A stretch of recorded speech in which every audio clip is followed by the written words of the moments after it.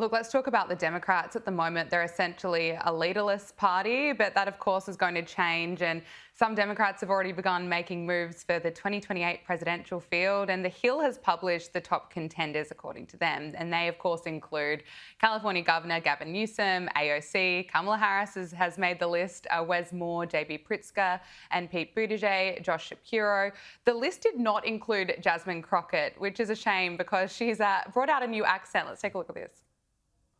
Maybe because these people, they are crazy because they always talk about how Christian they is. Yeah, I don't know how many of them on that side are getting divorced because they getting caught up sleeping with their co-workers, staffers, interns, all the things. Yeah, you ain't got to believe me. Just go Google. You'll find some of it. I'm telling you, and the wives is being messy and petty. They putting it in the divorce. I'm like, ooh, that's got to be true because your lawyer would know that they going to lose it. It's quite the accent.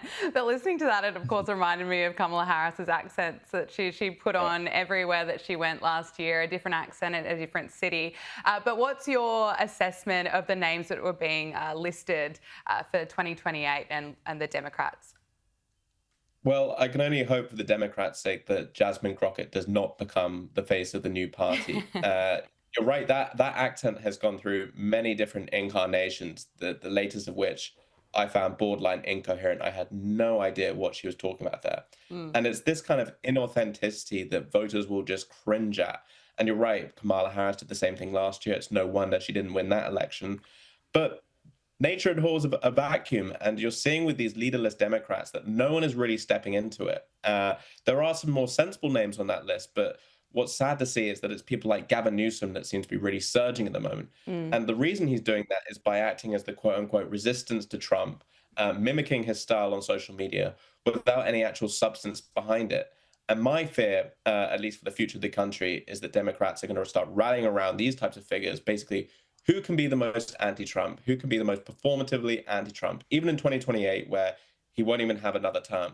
And it just goes to show how little Democrats have learned from the lessons of 2024 when they keep repeating these same old stupid mistakes over and over again. So I'm feeling pretty pessimistic about the future of that party. Yeah, I completely agree with you. That was their whole campaign last year and it didn't work. It was constantly calling Donald Trump a dictator. But I want to talk to you about what's happening in the UK where it appears free speech is pretty much dead.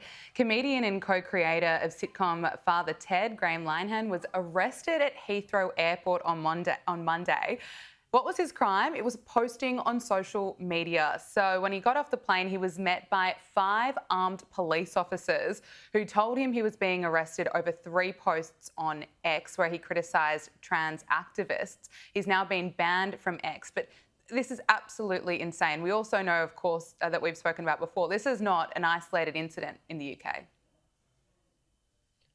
No, absolutely not. In fact, it's the first of many, the last of many. We've had incidents where people have gone to jail over memes being shared on a private WhatsApp group. We've had police investigations into the same subject.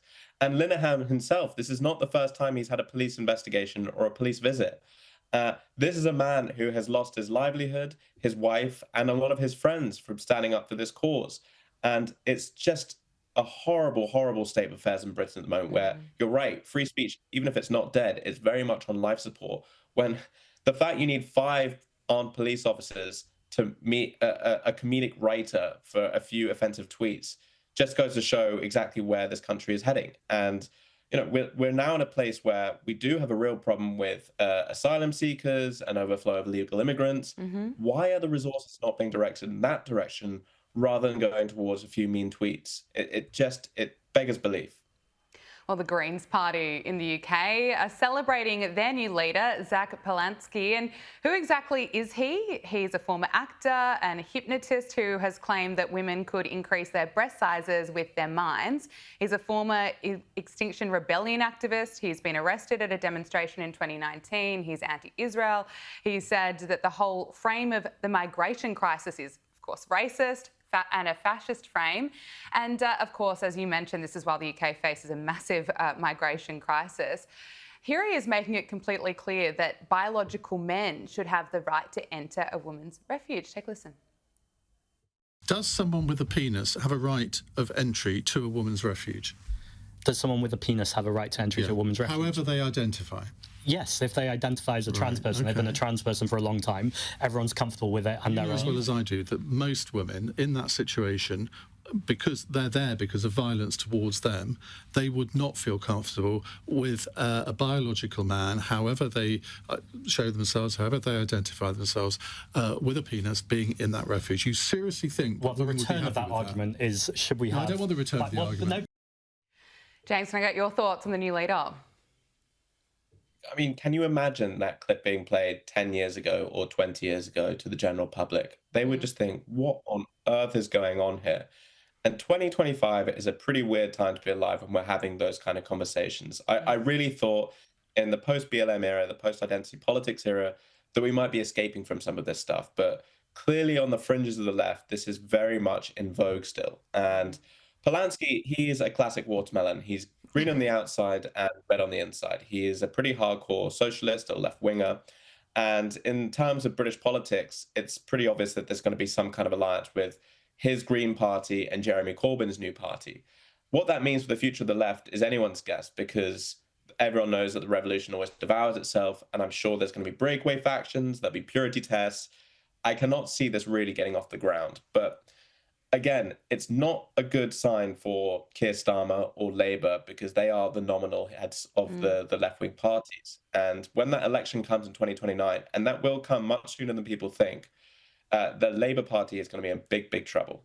Finally, I've got to get your thoughts on Greta Thunberg. She's back, making her way back, I should say, to Gaza. And as Sky News has revealed that her new flotilla has been organised by a supporter of Iran-backed terror group Hezbollah. Thiago Avila is a coordinator of the Freedom Flotilla Brazil and is a member of the steering committee. And he attended the funeral of Hezbollah leader Hassan Nasrallah. Now, James, last time we saw Greta Thunberg attempt to do this, she was deported. But it seems nothing's going to stop her from going into or attempting to try and go into an active war zone where a terrorist organisation is operating from. Well, it's not Greta Thunberg anymore. It looks like it's Lord Farquhar with that new haircut. But the facts are, you're right. I mean, how many times does this thing need to happen before it stops? It's the definition of insanity. And, you know, she got deported last time. She got sent away the time before.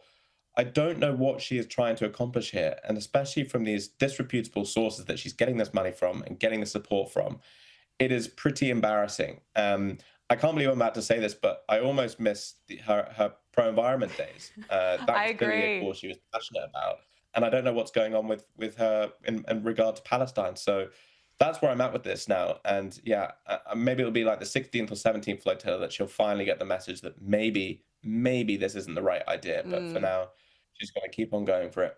No, I'm with you, and I can't believe I'm saying this too. She can bring back the hysterical climate change carry-on that we heard for years and years. James Billow, newsroom editor at Unheard, thank you so much for your time. Thank you.